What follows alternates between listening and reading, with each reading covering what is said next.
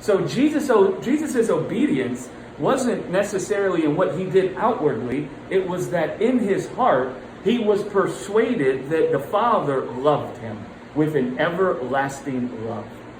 That's what was Jesus's obedience, right? By the obedience of one man, Jesus, right? He rested in the Father's love for him on the cross. When it's talking about the obedience of one man, Jesus, it's not talking about all the miracles he did.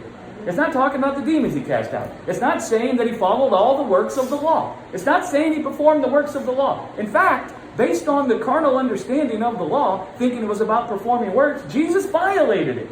He had the disciples picking food on the Sabbath. He was healing people on the Sabbath.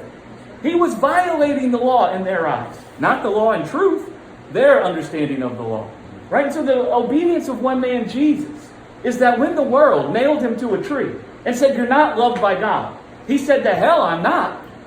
Watch this. Abba, into your hands I commit my life."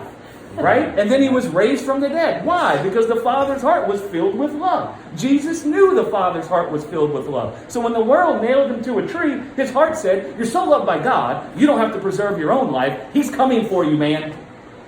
And he's going to fill you with the wine of his life. And he's going to make a place for you in his home. And you're going to dwell with him for all eternity. And you're going to be an heir of the universe.